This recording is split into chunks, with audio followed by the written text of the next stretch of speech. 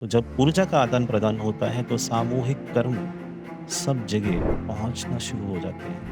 अब ऐसे कुछ अनुभव करने जाने वाले हो जो आपने किया ही नहीं। इतना पैसा आज तक किसी को भी नहीं मिला जिसके बाद वो व्यक्ति कह सके कि मैं परम आनंद की अवस्था में हूँ।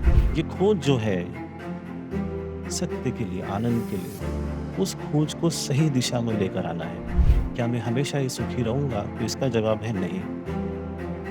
इसके पीछे कारण ये है कि हम में से कोई भी नहीं कह सकता कि मेरे विचार चौबीसों घंटे शुद्ध, पवित्र, सात्विक ही होते हैं। कहीं न कहीं से कुछ न कुछ विचार हमें पकड़ते हैं और उसी के साथ हम संघर्ष करते हैं कि हम और बेहतर हो जाएँ।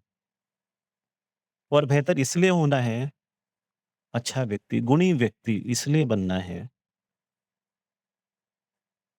कि हम जीवन में आनंद का अनुभव कर पाएँ। बहुत सरल है।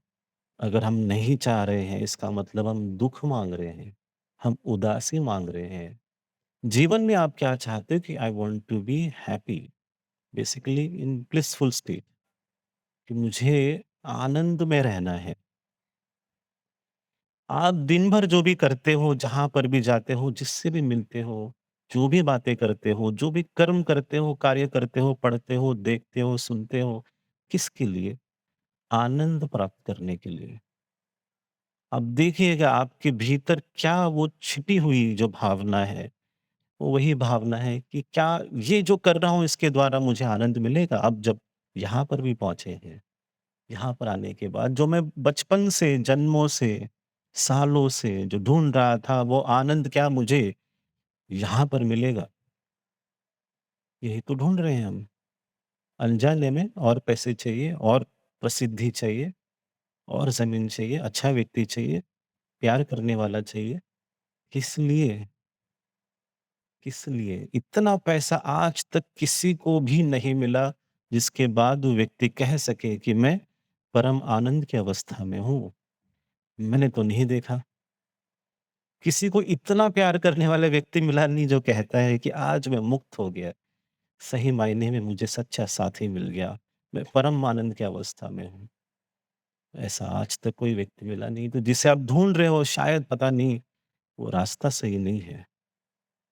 या आप उस रास्ते तक नहीं पहुँचे या किसी ने आपको बताया नहीं या जिसने भी बताया, आप गुमराह होते गए। आप ये कर दो, वो कर दो, ऐसे कर दो, यहाँ पर कुछ दान कर दो, यहाँ पर पूजा कर दो। सब कर रहे हैं पर आनंद नहीं मिल रहा है। मुझे आनंद कहाँ से मिलेगा? जो मैं चाह रहा हूँ, जिसे प्राप्त करना है, वो मुझे कहाँ से मिलेगा? ये खोज जो है, सत्य के लिए, आनंद के लिए, उस खोज को सही दिशा में लेकर आना है कि आज मुझे आनंद चाहिए समझ में तो आ गया, पर कहाँ से चाहिए और कैसे चाहिए, उसके लिए मैं तैयारी करूँगा। सबसे पहले मेरे भीतर जो अशुद्धि है, उसको मुझे निकलना है, दूर करना है, इसीलिए अंतर्शुद्धि क्रिया, कि मेरे भीतर जहाँ से भी कुछ भी पहुँचा होगा, उसे मुझे स्वयं से दूर करना है, प्रार्थना के द्वारा, कृपा के द्वारा। आप चाहते हो ऐसा हो आपके साथ कि आप उस बुरे विचार को, बुरी ऊर्जा को अपने साथ रखना चाहते हो हमेशा। हिंसा का विचार बहुत पवित्र करने वाला विचार है, ऐसा लगता है?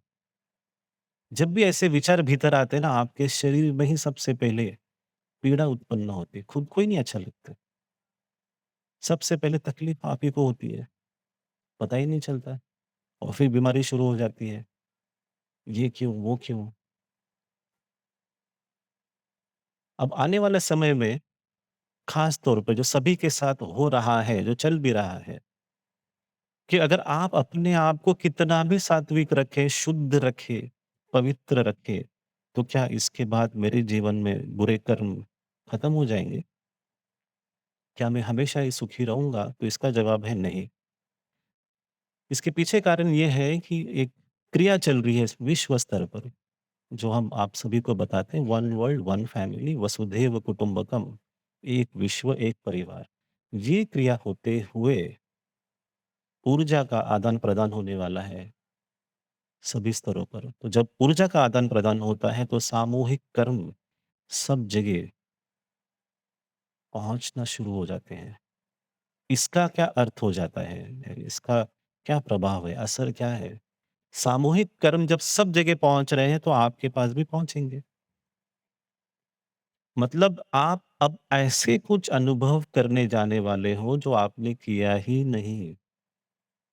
किसी और ने किया हुआ गलत आप तक पहुँच सकता है। आप ये ज़रूर ईश्वर को कह सकते हैं कि मैंने कुछ नहीं किया, मैं क्यों?